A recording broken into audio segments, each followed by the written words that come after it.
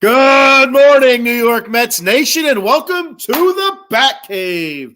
I'm your host, the Bat Fry, Kenny Fry.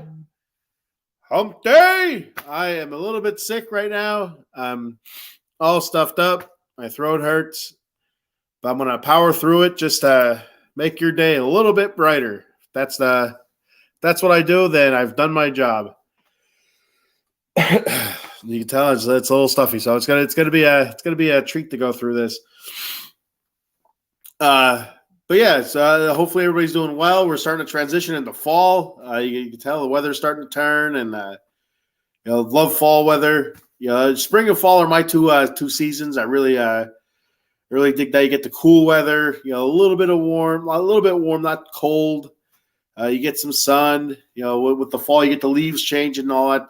Cool stuff, and with the spring, you get the flowers and all that crap. But so you can have summertime and winter. I'm not all about the heat. I mean, some of it's like, if it's like 80, 85, all right, humidity, not high, but middle to low. I'm cool with that. I can do that. But as soon as that humidity's jumping up there, man, I'm telling you what, that's a rough go. As soon as that humidity starts hitting. And then the wintertime, of course, with the snow and the ice and all that good stuff, it's no thank you. You can keep the winter and, you can take the summer and shove it. I'm a spring and fall kind of guy. Not to mention springtime, you get the baseball season starting. Fall, you get football, rocking and rolling. So that's the best time of year if you ask me.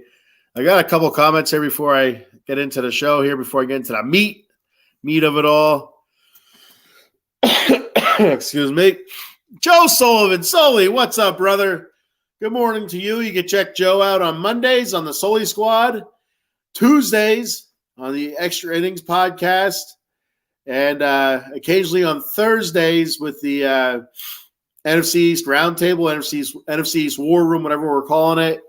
And he also does the old school show coming up probably in a few weeks here. I think sometime in October. It's going to be centered around, I think, Dallas Cowboys, the 90s Cowboys, and their rivalry with the 49ers, which was some great games, absolutely awesome games. Steve Young, Troy Aikman, and he still had Emmitt Smith, Deion Sanders playing for both of them, Charles Haley playing for both of them. It was insane. A lot of great battles there. A lot of championship games. I don't know if they're all championship games, but they all felt like championship games. NFC championship games that they'd have in the playoffs. But huge rivalry there throughout the 90s.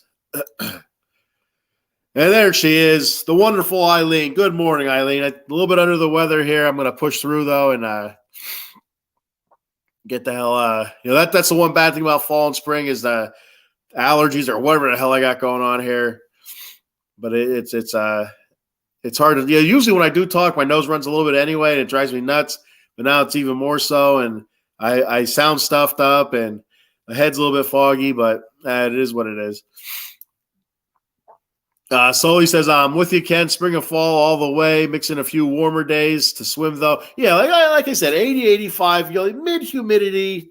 I don't want to go crazy with 90, 95 degrees like you get in the Northeast up here. The balls to the wall humidity. It's like, oh man, that really sucks. But if you get an 85-degree day, mid humidity, nothing too crazy. Low humidity. That's awesome. That's an awesome day right there. CP New York Sports. My boy Chris there from CPNY Sports.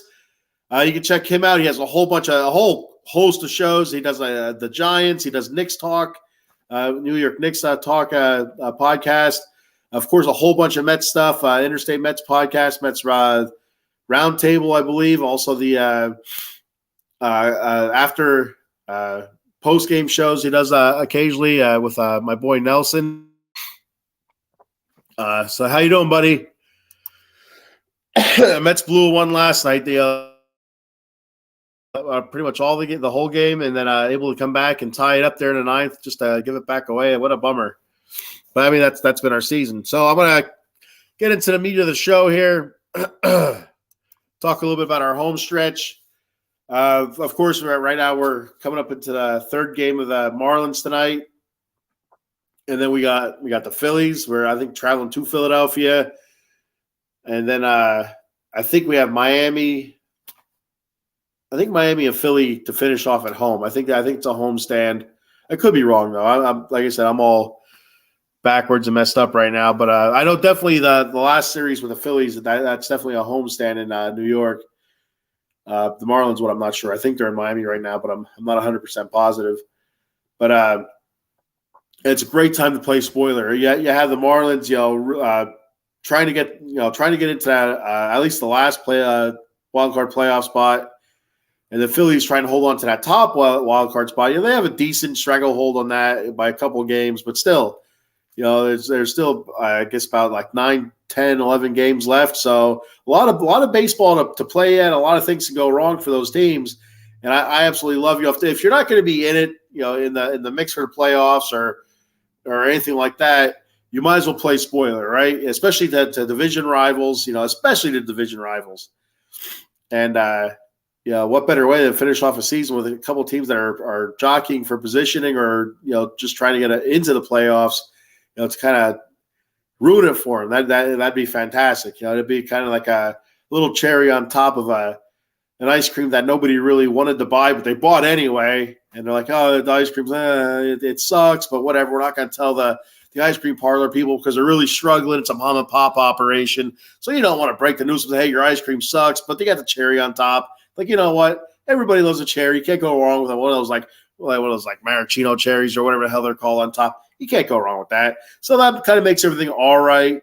It makes it, still, it's been a bad experience, but mom and pop think you had a good time. You leave and then you just talk about them behind their back. So that's what it kind of feels like in a roundabout way. Excuse me. So it's going to be a lot of fun tonight. We got Senga going. He's nine strikeouts short of 200 strikeouts. So that hopefully he gets that tonight. That'd be awesome.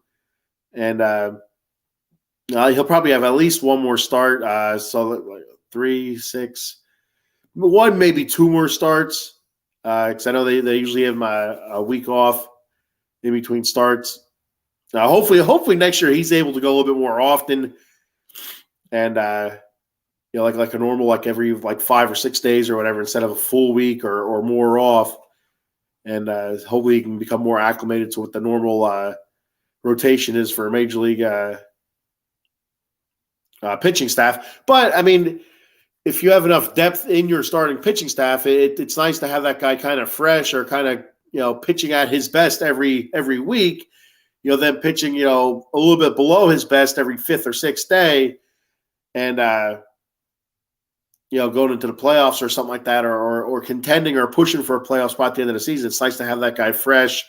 Or, if you've been using him every 7 or 8 days throughout the whole season, at the end of the season, you need him a day or 2 earlier. Maybe that's a little bit easier, more doable for him to do. But that's not our situation this year. So we'll have to see how they handle him next year. It's going to be interesting. He really adapted well. He started off kind of shaky, kind of rocky.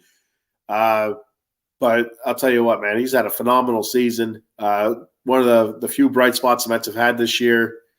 And, terrific story. So we'll see what the future holds for Mr. Senga. One of the oh man, is he? Does Kodai Senga get any? I talked about this last week. Does he get any? Votes or looks, for Rookie of the Year or even Cy Young, or is it just a plain old snub? Because he doesn't feel like a rookie because of his age. I don't know how old he is exactly, like 26 or something like that, 25, 26, somewhere around there. And he's been pitching professionally for a while there in Japan. So he doesn't feel like a rookie, but he is still a rookie. I forget that he's a rookie. I know last week, I don't remember who brought it up. It might have been our boy Jung Hoo Lee that brought it up about Senga getting possible Rookie of the Year consideration. Like, man, yeah, that's right. He is a rookie. You forget that. And so I do believe he should get some consideration. He should get some serious consideration for Rookie of the Year. I don't know all the candidates. Like I said, the only ones I could think of is that dude in Arizona. I can't think of his name right now. I had it there and I lost it. It's Corbin something or something Corbin. It's Corbin something. I keep thinking professional wrestler. I keep wanting to say Baron Corbin, but I know it's not Baron Corbin. That's a professional wrestler. Excuse me.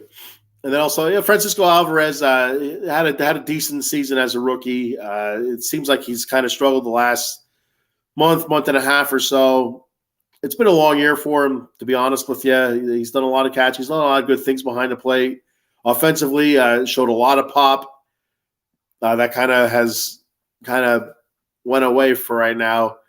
But, I wouldn't be surprised if he got a little bit of consideration. Not going to win it, but, at least in my thoughts anyway. But at least some consideration would be nice, a vote or two. But Corbin Carroll. All right, there it is. Corbin Carroll. Let me see if usually Eileen helps me out there. Let me see if she put it down there. Eileen says Kodai Senga should get a shot at Rookie of the Year. I agree 100%. He should get a shot at Rookie of the Year. At least at Rookie of the Year. I think he should get a couple votes at Cy Young. Right now he has he's fifth in ERA. I did read somewhere that somebody said he's not going to have enough innings, which I don't understand how he wouldn't, but there's a lot of weird ass rules for some of these awards. So Ichiro did. Yeah, and you forget about Ichiro as well. So I don't know if Ichiro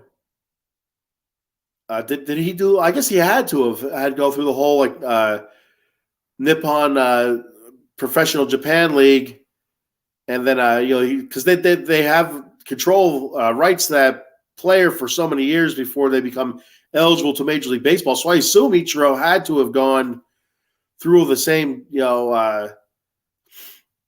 process that Kodai Senga has gone through. Batman mug. But I don't remember ever hearing about that. That's interesting. We forget about Ichiro.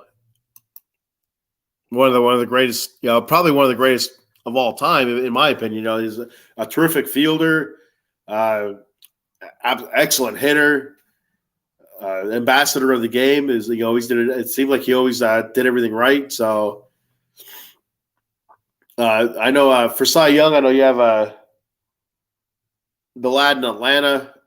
I don't know if it's Spencer Strider or if it's I think it's Strider.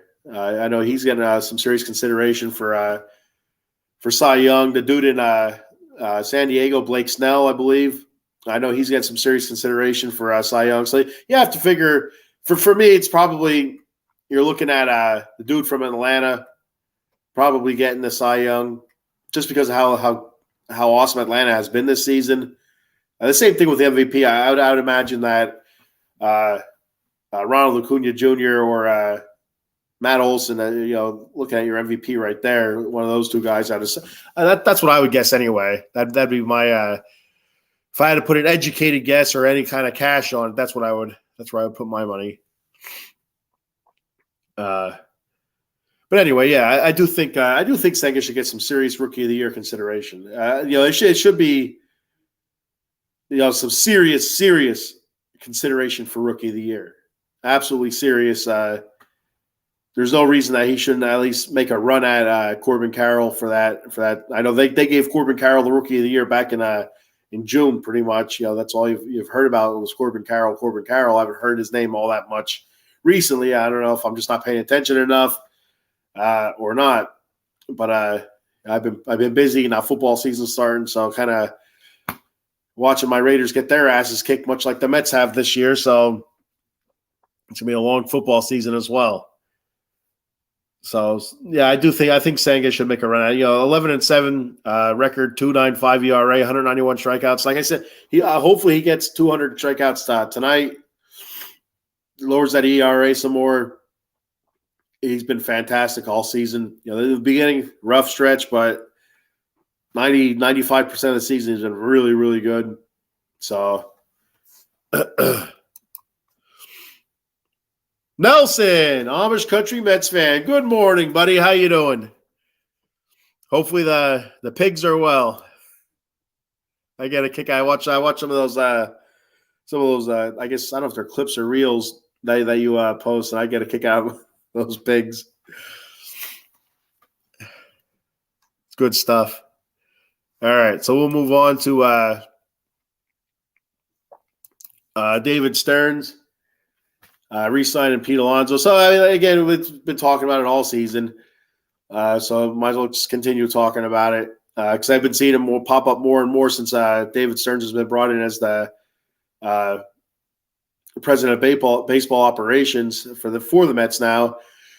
I guess one of the biggest things that I've been seeing come up over and over and over again that he doesn't put out many big contracts. I guess the biggest contract he ever put out was to Christian Yelich in Milwaukee, and that was, I don't remember, I think 8 years, like $185 million or something like that. So he doesn't usually normally put out the big contracts, but he hasn't as in my opinion anyway, he hasn't been the president of baseball operations or GM for an organization that can afford a much larger contract. I'm not saying Pete should get a bigger contract than that, but that those other organizations, the Astros or the Brewers, where he was previously, a little bit more stringent with their cash flow, perhaps, than what maybe the Mets and Uncle Steve may be with their checkbook. So that's one way to look at it. I still think that that should be their top priority this year is working on a contract with Pete. And that's another thing we brought up. Maybe Pete doesn't even want to come back. I don't know. So if you can't work on if Pete doesn't want to come back, which would be a huge bummer, and the Mets can't come to terms with a reasonable contract with them, then you have to start pursuing trades for Pete. And that'd make things interesting. But again, I'm an Alonso guy, so don't want to see it happen. But that's business, you know what I mean? It's especially if he doesn't want to be there. Maybe he's like had enough of Buck. If Buck's back, Pete's out, or I know Pete's signed through next year, but it's going to be interesting to see what direction this goes. And how David Stearns handles it. But I think that should be the top priority is try to get a deal done. If you can't, then move on from it. Start pursuing trades, looking at trades. If you can't get it done throughout the offseason, I would like to see him traded before the beginning of next season. Again, I don't want to see him traded. So if you're just popping in now, I don't want to see the man traded. I'm a polar bear guy. I like Pete Alonso. But if you're going to do it, I'd rather see it before the season because once you get – I guess then again you do get some teams that are really desperate at the trade deadline. I just wonder if you get more in the offseason than you would at the trade deadline. But, then again, there could be that desperate team that's, feels like they're a player away and would give up the farm for a big bat like Pete's. And if you look at his it's a small sample size, but his career stats, the batting average isn't typical of what he has done in the past. It's been like 250, 260, and then last year I think it was 270. So he's been the batting average has been better. This is the lowest he's had, not including the COVID season. So, but so. That's my thoughts on it. I think they should, but if they don't, let's start working on something to get something back for him. We can't do an Angels and just let him go for nothing like they did with Shohei Ohtani. It just can't happen. And then that's another interesting thing. What happens with Shohei Ohtani? Do the Mets pursue him if they can't sign Pete? Do they pursue Shohei Ohtani, who had elbow surgery and from what I've been reading, plans on hitting, being a batter, DH or whatever, for the 2024 season, and then pitch it again in 2025. So, you do get his bat if you do bring him in, and that replaces Pete basically. That's an even swap right there. I do believe Senga probably has a higher batting average, but both have the power. So it'd be awesome to have both those guys in the lineup.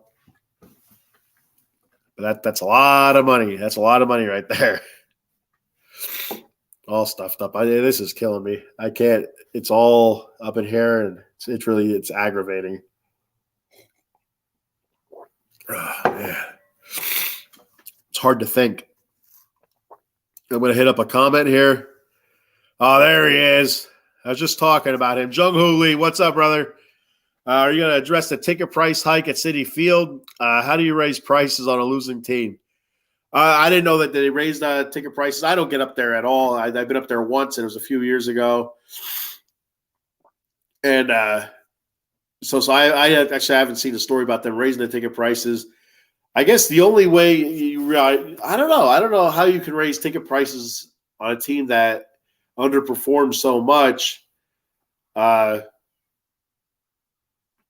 don't know if that revenue from the ticket sales can be used to I'd assume so, could be used to bring towards the payroll and stuff like that. I mean, if that's what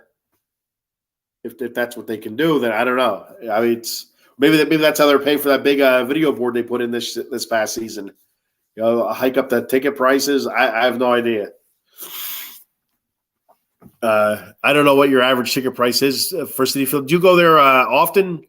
Jung-Hoo Lee, have you been there at all? Do you go there often, or what's your average ticket price to go to see a Mets game? I'm more of a with a family, a family of five. I'm more of a minor league baseball kind of guy. I'll go for the general admission tickets that are. I think last time I bought general admission tickets, I think they were $5 or $6 at the Reading Fightins, the Philadelphia Phillies AA affiliate. I tried to get there and see the Rumble Ponies play in Reading, but I haven't gotten there this season at all. So hopefully next year. But I go for the cheap seats. I think it can get expensive, especially if I'd assume for Major League Baseball, it's probably a decent ticket price. I mean, even if it's not for the best seat, it's probably still costly. I mean, not NFL costly or NBA costly. I feel like NFL ticket prices are so high because they only get so many home games, 8 or 8 or 9, whatever it is now with a 17-game season. But with Major League Baseball, you're getting 81 home games. So that should keep the prices down a little bit than if it was a shortened season. And the NBA, I'm not sure. They're getting 40, 41, 42 home games there. I'm not sure how I think they probably have the highest ticket prices. I could be wrong though. If you work out the averages and the numbers and stuff like that, they probably NBA. I would think the NBA has the highest ticket prices, and I just wonder if that's because the roster's so small and the salaries are so high, if they kind of make some of that up with the higher ticket prices. I don't know. It's killing me. So I went to 10 games and spent total $250 on StubHub, $25 per ticket with fees. My tickets are field level behind third base. Resellers is the only way to go. Wow. That's actually not that bad. It's pretty good. So my wife does this a lot with concert tickets. We were just at a concert this past Saturday in Camden, New Jersey, just outside of Philly. If you're not familiar with the area, I'm sure everybody knows where Camden is. But anyway, it was MMRBQ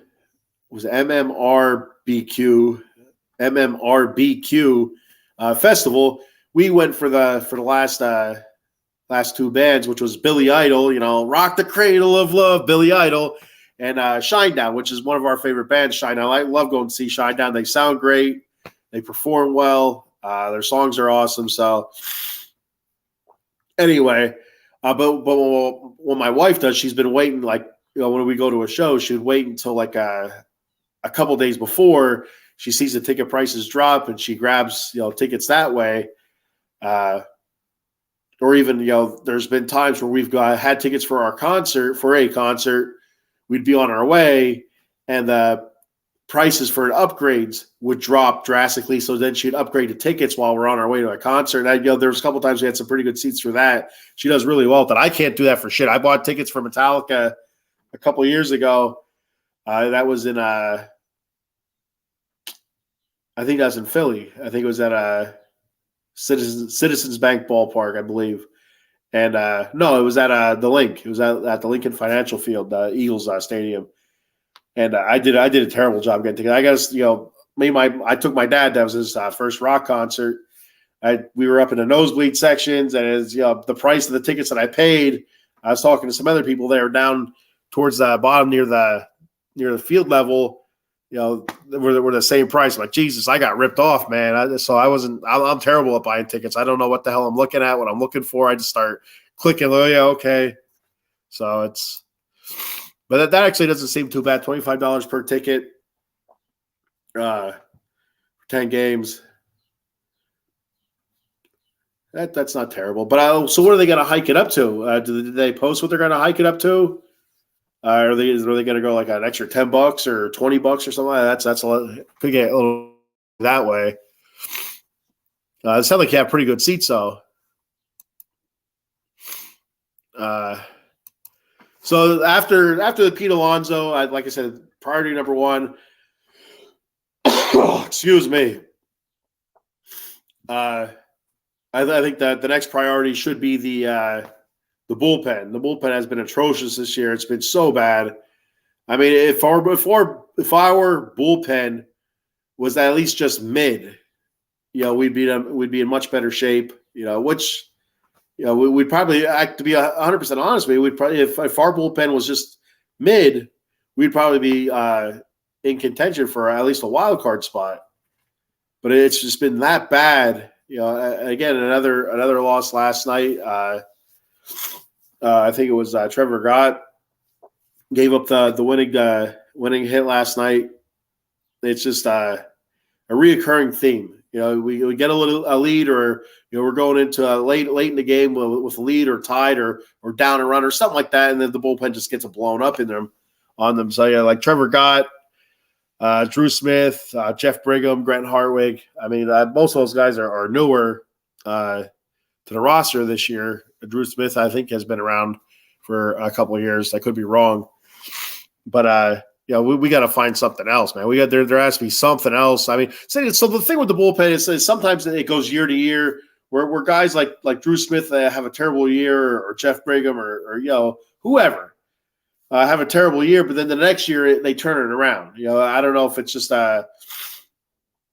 working with a pitching coach in the offseason, or they just change things up, or it's just just season to season. I don't know. I don't know how to explain it, but it feels like sometimes some of these bullpen pitchers, they don't have a consistency. You'll have a season where they're very good, a season or two, then you'll have a season where they're not very good. Then they'll recapture some of that old magic. Another season, then they're back to being crap again. So you don't know. You don't want to give up on too many of these guys right away. But there definitely 100% needs to be some changes made. I know Adam Ottavino, he's up there in age. I don't know if I think he's still under contract for next year. He's been pitching much better. Got his ERA under 3 now, and Brooks Raleigh, he's pitched pretty decent this season out of the bullpen. And when David Robertson was here, he pitched very well out of the bullpen for the Mets. Not so much for the Marlins, which good for them. Fishy effers. But one thing is, John Cooley says 20% increase. So what is that? Is that so a 10% increase would be what was that, $2.50? I don't know. I'm not good at math. So would that be $30 a ticket then? A 20% increase, or no? 50% increase would be so. Then I'm not even going to pretend to try. So you're looking at probably what $30 to $35 a ticket then, which is that's a decent increase. If you're doing 10 tickets, you're looking at $350 instead of $250. It's an extra $100 out of your wallet. Plus, I'm sure prices at the concessions and team store, I'm sure all that stuff's going to go up. Parking's always a bitch. I'm sure parking's costing you money. The one thing that really irritated the crap out of us for this concert that I was just talking about that we went to on Saturday was the parking was $40 plus tax. So they got $42 out of us. That's insane, man. We weren't parking on gold. It's not like we had a personal bodyguard for our vehicle or anything like that. $40. It was unbelievable. But yeah, 20% increase. That's a decent increase there. Maybe that means they're going after Senga by increasing ticket prices 20%. Another thing with the bullpen, it makes me wonder if they plan moving on David Peterson or Tyler McGill back to the bullpen as like long relief or even a spot starter instead of a rotation. Hopefully not in the rotation next year. For the love of Christ, hopefully not in the rotation. So I wonder if they move them back to the bullpen, or at least one of them back to the bullpen. I'd like to see. I think Tyler McGill hang around. David Peterson, I'd be fine if he went on vacation somewhere and didn't come back. And but Tyler McGill, I'd like to see him in the bullpen, see what he can do. He's come out of the bullpen before. I'm sure he's one of those guys that wants to be a starter, but after this season, maybe hold back on that for a year or two and see if he can kind of collect himself again. Let him do some spot starts when we need it to turn over the rotation, or if you need a long reliever if a game's out of hand, or you just need a starting pitcher gets injured early on. It's nice to have a Tyler McGill sitting there. You can bring him in for 4 or 5 innings and be all right. So that's one thing I wonder if they'll look into doing next season.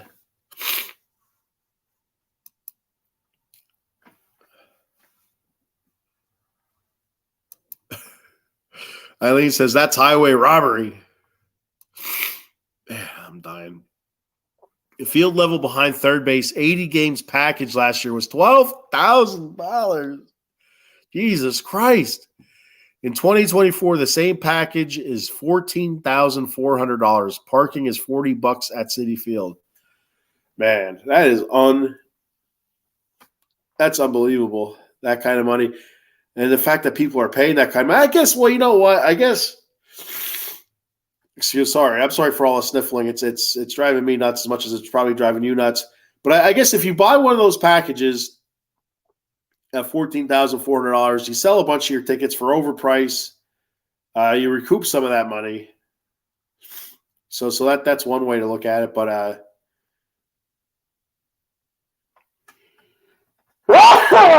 excuse me, sorry. That's a hefty bat fry sneeze going on there. Holy cow. Loosened everything up, though, I'll tell you that. But, yeah, that's a hell of a price tag, man. Holy crap. That's an 80-game package, but still, people pay that. That's unbelievable. Speaking of bullpen, do you want to see Edwin Diaz back, or should he just wait? I know they made a decision. Jeremy Hefner said that the Mets pitching coach, Jeremy Hefner, said that Diaz is done. He's not going to even attempt it this season, which I agree with. He shouldn't come back this season. There's nothing to come back for this season. He comes out here, pitches 1 inning, much like Noah Syndergaard last season, where he came back for 1 game. I don't remember how much he pitched. I feel like he only pitched like one or two innings from Tommy John surgery, and that was it. Then he was gone. But Edwin Diaz with a new contract, he's going to be around. There's no reason to bring him out for 1 inning, for 1 game, and then have something go wrong. Just even the thought of the risk is too much. He goes out there, plants it one time, blows that knee out again, and well, guess what? Now you're not getting him back until July, August, if you're lucky. So, I mean, it's just leave him be, keep rehabbing, keep doing simulated games or whatever, and just go from there. There's absolutely zero reason to bring him back. It's amazing that he's to the point where it's even a thought. That's absolutely amazing to me. But because I mean, what was it, March? I guess when he tore it, when he really messed it up pretty good. It's really impressive that he came back so soon. But there is a point that it's too soon. It might be too soon. Just let him shelf him until next year.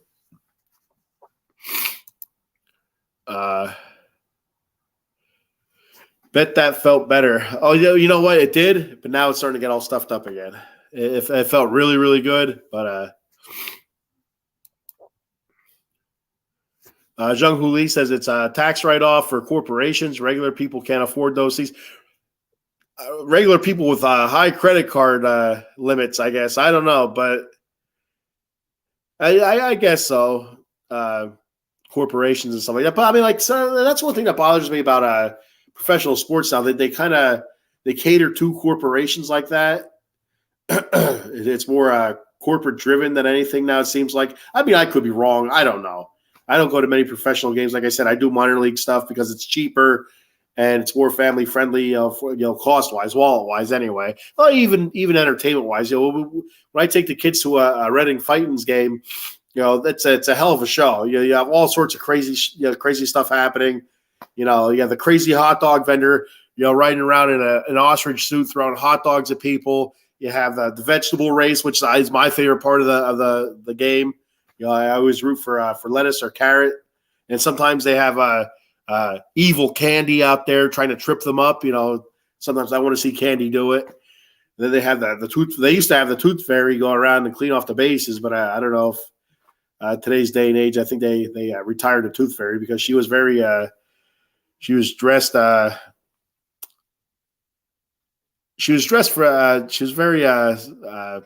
scantily clad. It was a lot of eye candy. So I'm just gonna say that. I don't want to get too crazy with it, but she was a looker. But yeah, that's a whole bunch of other stuff going on besides that. In the concourse area, not concourse. What the hell do you call that? Back in the concessions area, a bunch of different stuff geared towards kids and stuff. So and they got a pool out there. But it's always a fun time for the kids. So. And I like going there. Like I said, rooting for carrot or lettuce. I want to see them win every time. Nelson says you should cut the show short and rest up. No way, buddy. We got the Mets here. We need to get all this my opinions out there that are nonsensical. Let's see what else we got going on here. The people need me, Nelson. The people need me. Shutting Diaz down was the absolutely right call. Absolutely. I like I said, I'm so shocked that there was even a consideration and it was even an option. But that's a call that probably should have been made a while ago. But if you make that call a while ago, that probably stunts his rehab because then what's he pushing for then, right? But there's a point to pushing too hard. I had ACL reconstruction done in my knee when I was a sophomore in high school. I tore my ACL in gym class playing volleyball. And so I was able to go. I think I tore it it was January or February. And I was able to make it back in time for summer football practice, which was in August. And I wasn't right. I shouldn't have pushed it. I should have waited another either to the next season or at least a couple months into the season. But it's not a long. High school football is not a long season. But anyway, I came back too soon. I wasn't myself. I was out of shape. My leg was tired from pushing it so hard. And there, a lot of pain with it. And it just always nervous, with it. If I felt the slightest twinge, I kind of, you need time with that stuff. It's, you can't push. You have to listen to your body. You can't push it. I was much better my senior year than I was my junior year. Zhang Huli says, I love DJ Stewart, but is he for real or fake? I don't know if he's a for real everyday player. He's I feel like he is real. I feel like he is a good hitter. I don't know about fielding wise. I feel like he might be a little bit of a liability out in the outfield, but I mean, I don't know. Who the hell am I to say who's a liability, who's not a liability? I don't know. But hitting wise, I feel like he hits the ball very hard. He does strike out a bit, but that'd be a nice guy to have him come off a bench. Fill in a nice outfield rotation or something like that, or even occasionally DH instead of Vogelback, who should be going next year. We'll see what happens there. But I like DJ Stewart as well. It's been a great story here to finish off the season. He's been fairly consistent. You haven't seen a real big drop off from him at all. Zhang Huli says, I'm going to the Baseball Hall of Fame in Cooperstown in October. I'm going to wear my Francisco Alvarez jersey. There you go. I know you were talking about what jersey you should get. I think that was you talking about what jersey you should get. So it seems like you settled on top of the old Francisco Alvarez jersey, which is a great choice. Old number 4 there. That's one of my bucket list places to go is Cooperstown, baseball wise anyway. I want to get to Cooperstown. I want to go to Fenway, Yankee Stadium, Camden Yards, Wrigley Field. Those are places I want to get to before I kick the bucket. And with my fat ass, who knows when that could be? It's a ticking time bomb. So have fun with that. It's gonna be a great time for you. I hear lots of great things about Cooperstown. It's a neat place to go. Eileen says, so that's why you went to games to see her. I was there for the vegetable race, but that was a bonus. The Tooth Fairy was definitely a bonus. But like I said, the last couple of times I went, I didn't have the Tooth Fairy. So which is unfortunate. Very unfortunate. I even led to a couple boos by me anyway. People need you healthy. Yeah. Well, I got a couple. So this weekend's my work weekend, so I don't know if I want to be on for the. You might have to move the time for the wrestling podcast Friday because I missed last week because we were in Hershey with the family, a family night at Hershey Park, and this weekend's a work weekend, so I don't know. We're gonna have to move the time for that. The Silver and Black Lair, my Raiders show. You see the flag right there. I have to figure out what time I'm going to do that. My daughter has a tournament this weekend, so it's going to be I'm going to be sick for a little while, I think. Because I always feel like the best way to get rid of a sickness is kind of sleep it off. Like a head cold. Like this is not like a sickness like a I don't know, something major. Just like a head cold like this, just sitting there. It's like sleep it off. But it's not going to happen. Eileen says, like the old MTV slogan, I need my MTV. I need my BCS. There you go. Everybody needs the Bat Cave. That should be a Wednesday. I don't know what I'm trying to say. I can't think. Wednesday, not tradition. That should be part of everybody's Wednesday morning. That's what I'm trying to say, but I'm not getting the right word out of it. Katie Spencer, what's going on? How are you? Good morning, Katie. Hope you're doing well. I don't know if Paul's driving to Philly. It seems like Wednesday he goes to Philadelphia a lot, so I don't know if he's on his way to Philadelphia and there's a jet rocket of a car. The man drives way too fast. I don't know. If I were you, I would be nervous every time I rode with that man. Extra seatbelts. I'd ask for extra seatbelts and extra airbags. All right, so we'll move on from the bullpen because it's depressing to wacky wild card races. A little bit off the Mets subject here because we're not in the wild card race, but. The AL, yeah, 4 teams, basically 3 teams. The Tampa Bay Rays have already clinched a spot, and they're 9.5 games up on the last wild card spot, so they clinched a spot already. So it comes down to those last 2 spots. You have 3 teams going for 2 spots for the most part. Right now, Toronto's sitting at +1, 84 and 67 in the 2 spot, and in the 3 spot, you have Texas and Seattle tied at 83 and 68. So those 3 teams are all within a game of each other. One of those teams will not be in the playoffs, which is a bit of a bummer because those 3 teams are pretty good. Seattle's played awesome as of late, as the last month and a half, 2 months. Texas and Toronto, especially Texas, has put together a pretty good year, almost a full season. They've been struggling throughout most of August and a little bit in September.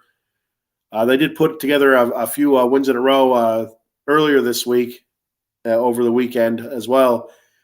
But they've gone on the colder side. They start off really, really hot halfway through the season, really hot. They kind of cooled down a good bit, and it's a rough time to be cooling down as near the end of the season when you're shooting for playoff spots. But it doesn't help that Scherzer went out hurt. Max, like I like to call him the dickhead Max because he's a dickhead, and he does pitch non-meaningful games very well. So those are wins that you could use throughout this race.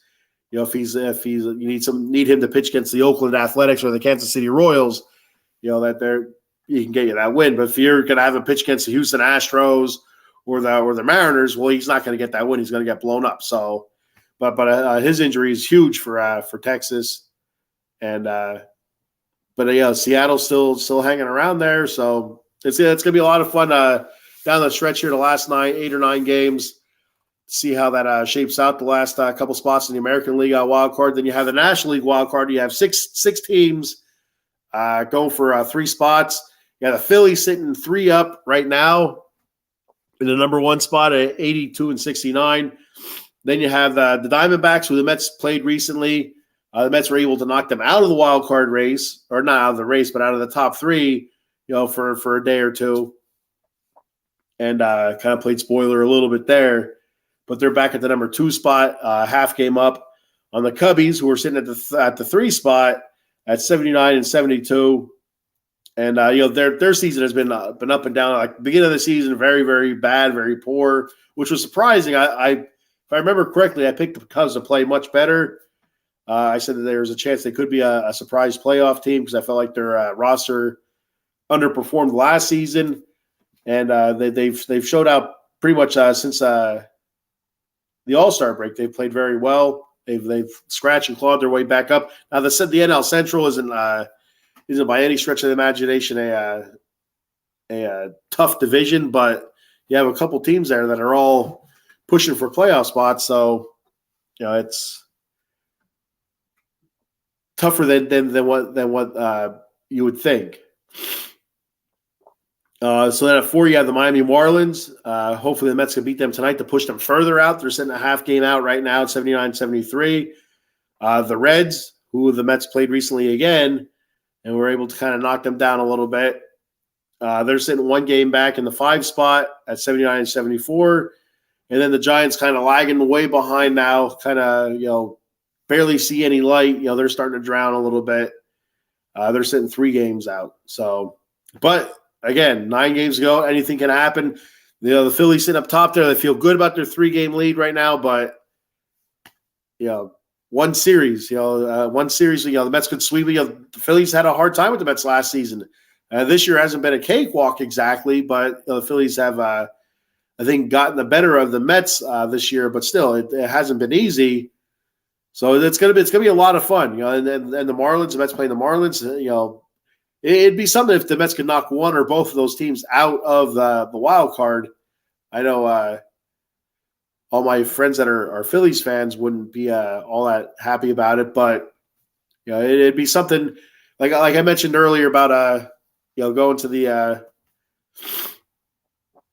mom and pop ice cream shop the ice cream sucks ass, but that little cherry on top kind of makes it worth it. You kind of like, all right, I'm not going to tell mom and pop that their ice cream sucks because of that cherry on top. They kind of have an idea it stinks, but you know what? Put that little maraschino cherry on top. Everybody loves the cherry on top. Makes things a little bit more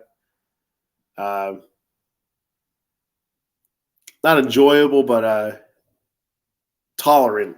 We'll say tolerant, so mom and pop don't get their feelings hurt. If you miss that whole mom and pop spiel, you're kind of like, what the hell is this guy talking about? But earlier I was talking about the Mets down the stretch playing the Phillies and Marlins, and maybe they could spoil something and you kind of make the season feel a little bit better to end. And I kind of compared it to an ice cream shop owned by mom and pop. The ice cream sucks, but you get that little cherry on top. Ice cream's not what you expected. Maybe it's like a little bit of freezer burn on it or something like that. So it's old but a little bit of whipped cream and some cherry on top. You know what? All right, it's a serviceable ice cream then. Katie says, I hold on to my seat because it's a fast car. Absolutely, you have to. I'm sure there's probably like an old shit handle right here. You're probably holding on to the side of your seat. Your fingers are probably white from all the tension. Absolutely. I've seen videos. It's unbelievable. Zhang Huli says, I don't want Texas to make the wild card. They got backstabbers and turncoats, DeGrom and Scherzer. Scherzer's a dickhead. The DeGrom thing, there seems to be a whole lot of either miscommunication or maybe not the complete truth out there as to what happened with DeGrom leaving New York and going to Texas. But again, I'm over as I like Jacob DeGrom, but I love the Mets. I'm the Mets fan, so when he comes back, I'll root for him. I'm glad that he wasn't on our team this year and tours UCL again, but I still don't want to see that happen to him. McNeil home run stole the Marlins playoff hopes. It would have been nice if Mets would have been able to pull off the win last night as well. Coming back and the Marlins up 3-1, come back. They tied it 3-3. Just couldn't get that extra run there in the ninth inning, and that would have been pretty sweet. But the Marlins, they need those wins. They can't let those wins go, and so that's why you want to see the Mets knock them off. It makes it sweet, makes it bittersweet. The season hasn't been a lot of fun for us, but it could this last 9 or 10 games could be a lot of fun.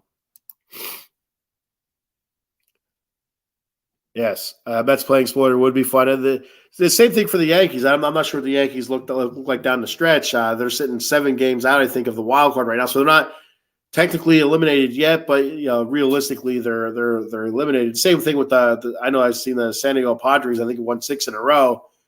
They're not eliminated yet, but I think they're 6 or 7 games out, so they're basically eliminated. But you like seeing teams like that, play spoiler for some of these other teams. It makes things when your team your season doesn't go as expected. At least you get a little bit at there at the end. It's like all right, that was worth it a little bit.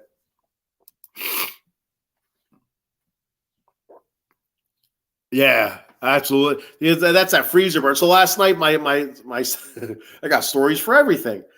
My son, we found, I don't know how he did it, but he found ice cream in the freezer. I don't know how old that ice cream was. He's like, Dad, I want ice cream. I want ice cream. So, all right, dude. I opened it up, and there was only a little bit in the bottom. I was able to scrape it into a dish for him. And I'm like, I'm going to try it. And I tried it. I'm like, oh, that sucks. You can taste the freezer burn, but whatever. It made him happy. But yeah, when you get that layer of ice on top, it's awful. It's really awful. The Yankees are done. Yeah, again, they're technically still alive, but yeah. All right. One more comment here before I move on. Yankees playing Jays. I'd like to see them cost the Jays. Yeah, there you go. Stuff like that. It's your team didn't get there. At least you can root them to spoil it for somebody else. You know what? If I'm not going, you're not going type of thing. So that's a lot of fun. I like that. Oh, man, it's getting stuffy again. Eyes are starting to water.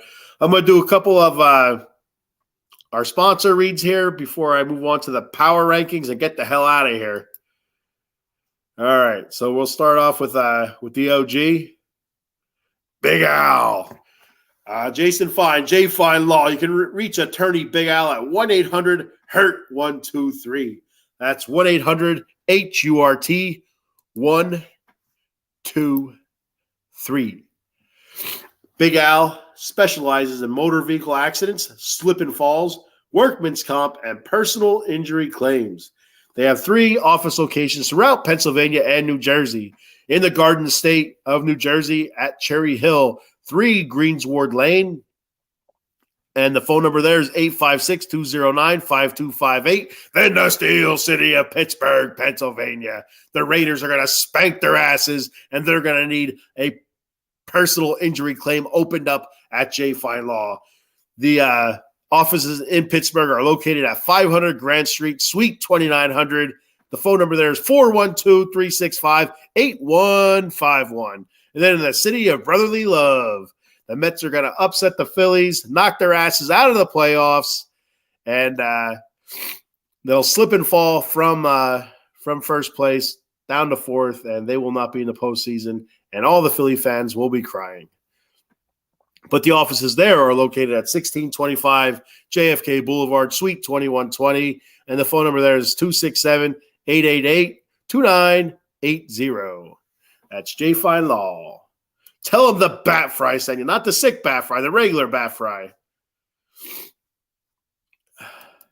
And then we got our good friends there at Monkey Colt Coffee. Go to monkeycoltcoffee.com. Get yourself some of that Sumatran blend coffee. Very good coffee. I bought some a while ago, about 2 weeks ago. Finally tried it. Very good coffee, great flavor, great robust coffee flavor. They also have toasted coconut rum, which is my favorite, and the bourbon chocolate chip, which is fantastic through the cold brew pitcher. You see picture there on your screen. They also sell mugs, tumblers, T-shirts. Like I just mentioned, the cold brew pitcher, get up there, K-cup adapters, a rum cake, which is fantastic. And, stay tuned for more flavors coming up very soon. And at checkout, use that promo code OOTB Sports. That promo code, once again, please, for the love of God, use the damn promo code OOTB Sports for 10% off. And last but not least, our newest sponsor, Dugout Mugs. Go to dugoutmugs.com. Get yourself a dugout mug with your favorite baseball team on there, or collect all the teams. Why not? If you're going to buy them, start a collection, put them in your man cave as a pretty cool showpiece. They have the regular dugout mugs. They have ones with the logos are colored. They have retro logo dugout mugs. They have shortstop dugout mugs, which are a little bit smaller than your regular dugout mug. They have the aluminum bat dugout mug, knob shots, which is the bottom of the bat, in the shape of a shot glass, coasters, baseballs cut in half as bottle openers, all sorts of stuff. Wine glasses that are from the baseball bat, really neat stuff. You can get them personalized and get company logos, all sorts of stuff. There's so many different ways you can go with dugout mugs. So go to dugoutmugs.com, and at checkout, use the promo code OOTB Sports 20. That's OOTB Sports 20 for 20% off of your order. All right, so let's get to the power rankings. You know who we're missing here? We have all these great people commenting. I appreciate every single one of them. Where the hell's Adam Glenn at? Where is Adam Glenn? Jung Hoo Lee says, what has led to the sudden improvement in the performance of the Mets starting pitchers, and can they maintain this level of performance next year? So great question. It's something I wanted to talk about, but I did not put it in my notes. But Joey Lucchesi pitched last night. Had a very good game. I think 5 2/3, 2 earned runs. His last couple starts, he's done really, really well. Jose Butto as well has pitched very well in the few starts that he's gotten this late in the season. Jose Quintana has pitched, fantastic. Minus like one or two clunkers. That's it. But since he came off the injured list, his ERA is just a little bit over 3. And of course, I've talked extensively about Kodai Senga earlier. So it's going to be interesting to see what they do next year, who they bring in, because you're going to have to bring somebody else in for starting pitchers. But I'd like to see Jose Butto or Joey Lucchesi at least get a shot at making the rotation, much like a Tyler McGill or David Peterson did this year. Now, I think Tyler McGill and David Peterson were kind of not David Peterson. David Peterson.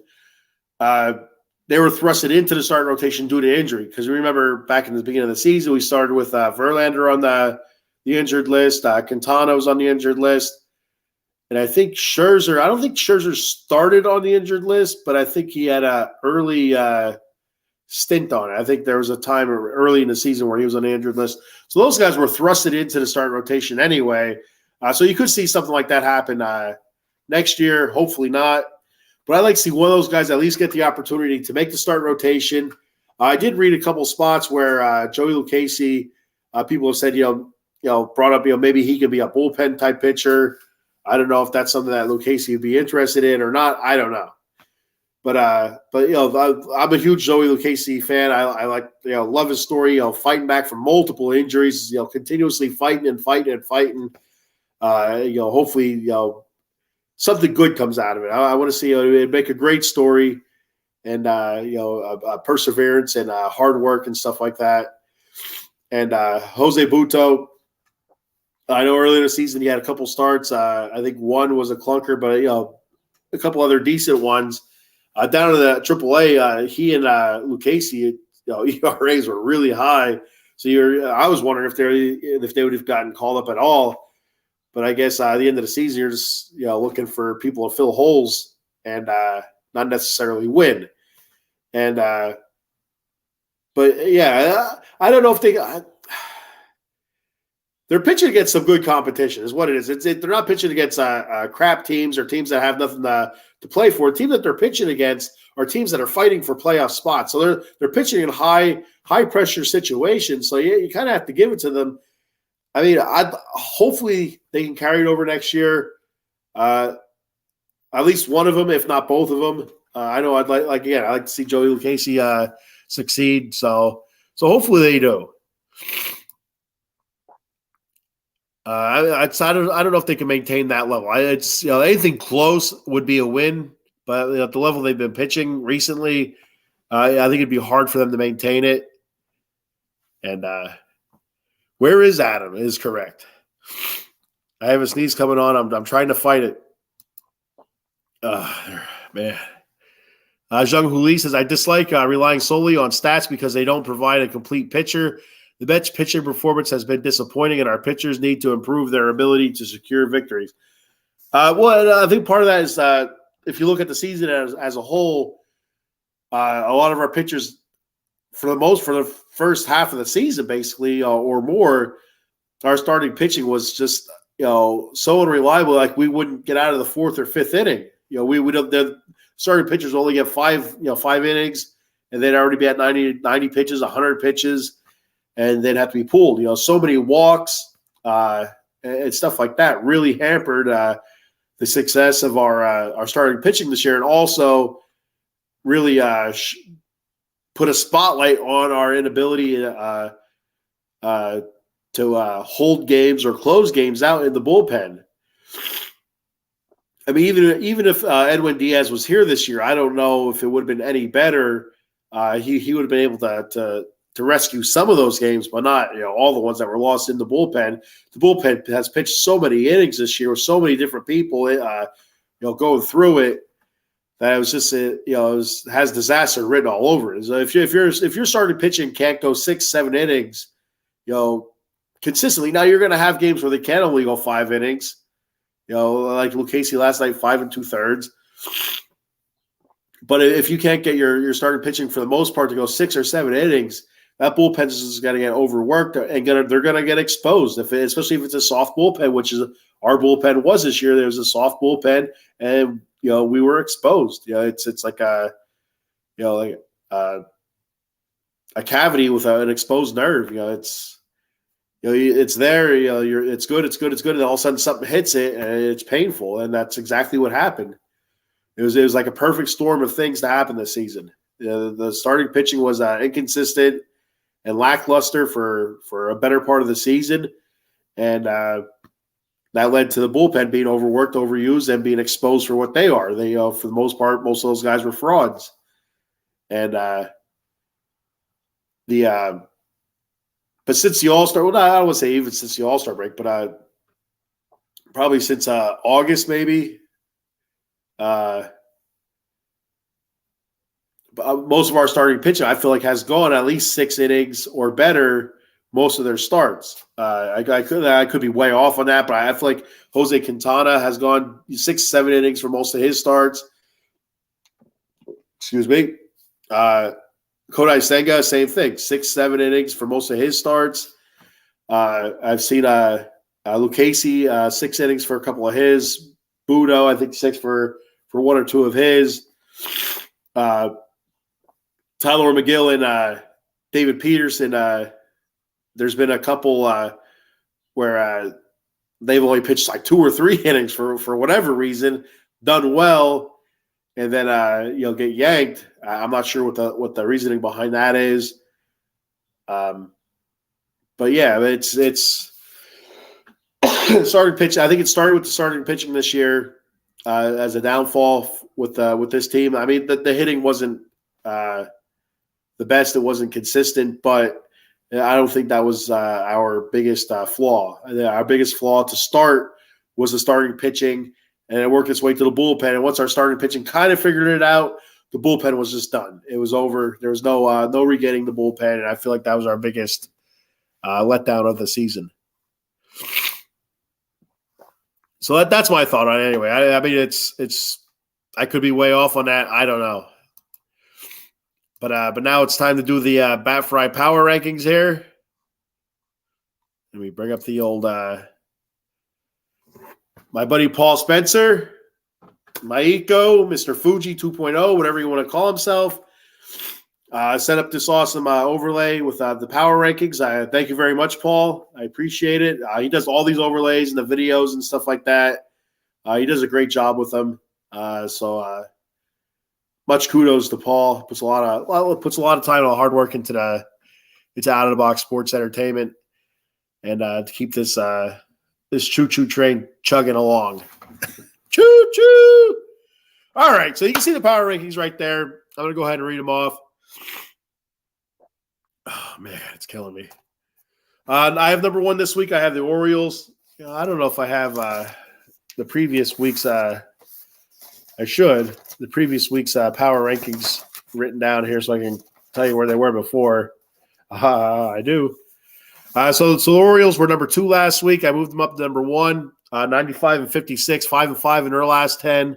I dropped the Braves down to 2. The Braves have a better record than the Orioles, but they're just recently swept by the Marlins. They lost like 5 or 6 in a row. I think the Braves did since clinching the NL East. So I dropped them down 1. I still probably think they are the best team in baseball right now. Number 3, I have the Dodgers. I bumped them up from 4 to 3. They're sitting at 93-57, 7-3 in their last 10, 5 winners of 5 in a row. Number 4, I have the Rays. I dropped them down from 3 to 4.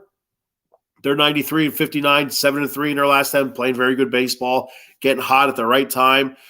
They came out like a bat out of hell, cooled off there after the All-Star break, lost that top spot, but just get into the tournament. I said it so many times last season. I sound like an idiot. Just get into the tournament. Everybody's 0-0. It doesn't matter what happens then.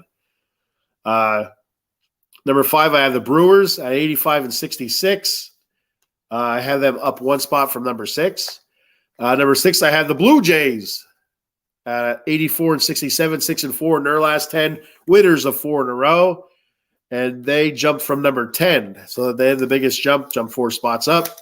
Number 7, I have the Houston Astros. They're 84-68. They're 4-6 in their last 10. And they have the Brewers, or not the Brewers. They have the Mariners and the Rangers nipping at their heels for the AL West title. So I mean, that's not figured out yet either. So there's a chance that Houston could drop into the wild card or even drop out of it. So who knows? It's gonna be a lot of fun.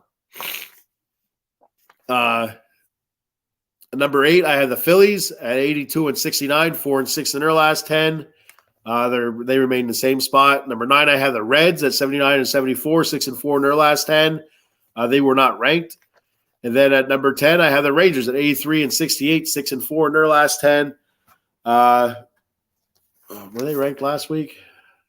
I had them at 7, so they dropped 3 spots. And falling out of the rankings, I have the Mariners falling out right now. So that's the Batcave power rankings. I know you were all waiting for them, and like, come on, get to it already. I had to wait an hour and 12 minutes just to get to the goddamn power rankings. Well, there they are, people. Now you can go to finish your day at work or whatever else you're doing.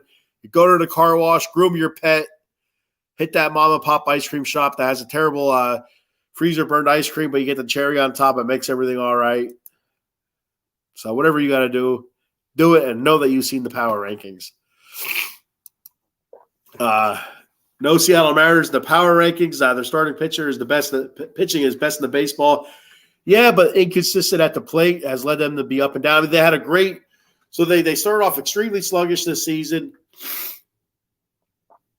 and very sluggish. They've had a great second half of the season, but now when it's starting to count, they're starting to kind of tumble back a little bit. So, again, like you said, the starting pitching is the best in baseball, absolutely best in the baseball. Hitting has not been consistent enough, in my opinion, anyway. And like I said, I had them ranked last week and the week before, but they've been dropping down a little bit. They did, just a few weeks ago they were leading the AL West. So, I mean, it's not an exact science, but it's science.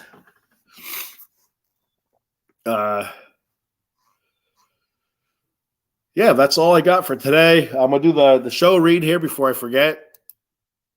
There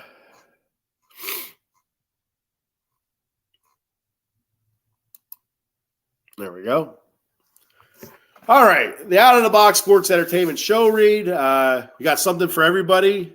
You can check us out on Facebook, YouTube, Twitter, Twitch. Like, follow, subscribe, and hit that notification bell to let you guys know when your shows are on. So Mondays at 4:30 p.m. for you gamers out there, we have the Joystick Junkies. And then we have the Sully Squad with Joe Sullivan, who checked in earlier, talking Philadelphia sports at 6 p.m. with the Sully Squad. 8:30 p.m., the Big Blue Power Hour, talking New York Giants football. Tuesdays at 6:30 p.m., Washington Commanders Gridiron. So for all you Washington fans, check that out. Then at 8:30 p.m., Extra Innings, talking all Major League Baseball. I know they had Seattle in their rankings, their power rankings yesterday, last night. I was checking that out. I think they had them at 9 or 10. I don't remember. Then, of course, 10 a.m., Wednesday mornings, you have me, the Bat Fry, here on the Bat Cave. 7 p.m., Fuji's Philly Flair. That should be returning in the next week or two. 8:05 p.m., you have the College Football Frenzy with Paul and Bill Furman talking all of college football. Then at 9:30 p.m., for you Cowboy fans out there, check out Dem 215 Boys for talking all Dallas Cowboy football. Great start to their season so far. Thursdays, the NFC East table or the NFC East War Room, whatever you want to call it. That's Thursdays at 7 p.m. Giants, Cowboys, Eagles, Washington, a host from each of those shows. Come on and make fun of each other. Fridays at 10:30 p.m., you have the Atomic Drop podcast with myself and Cowboy Dave and occasionally Paul Spencer. Like I said, this is my work weekend, so I'm not sure if it's going to go on the schedule on 10:30 Friday or if we're going to move it to a different time this weekend, but there will be Atomic Drop this weekend. Just have to figure out a time here. Saturdays at 11 a.m., you have the Golden Dome podcast, Notre Dame football, the pregame, and then there's a postgame, usually around 7 p.m., it seems like, for the afternoon game. So stay tuned for that. So for all you Golden Domers, Notre Dame fans, check that out. And then, of course, my newest show, the Silver and Black Lair, talking Raiders and the LA Kings hockey coming up here very soon. Kings, October is just right around the corner here, and that's when the hockey season starts, at least the preseason anyway. So I'll be talking pigskin to puck, all silver and black. And like I mentioned earlier in the show, you have the Old School podcast. And I believe in October they'll be doing a show talking 1990s Dallas Cowboys and their rivalry with the 49ers. So that should be a lot of fun there. So yeah, anybody that wants to do is interested in doing a podcast, or you have a team that's not represented on here, don't be afraid to reach out to myself, Paul Spencer, anybody from Out of the Box Sports, and we'll put you in the right direction. And give it a shot. It's a lot of fun. It's all opinion based. So I mean, like I said, for me, this is how I think. So you could be thinking a different direction. Let's see. We got a couple more comments here before I get the heck out of here. Jung Hoo Lee, thank you, buddy. Says good show. And Eileen says, hope you feel better, get some rest. I'll tell you, it's just a head cold. I should be fine. I'll probably wake up and probably be even worse, but then tomorrow I'll feel a little bit better. So that's all I got for today. I'm going to hit the sack. First, I'm probably going to have some peanut butter crunch because I know it's sitting there and it's driving me nuts. I love peanut butter crunch. So I'll let it get a little bit soggy. I'll let it sit for like 5 minutes, let it get soggy, and that's a different conversation for a different day. Thanks for checking the show out. Tune in next Wednesday, 10 a.m., The Bat Cave. Same bat time, same bat channel. Let's go Mets.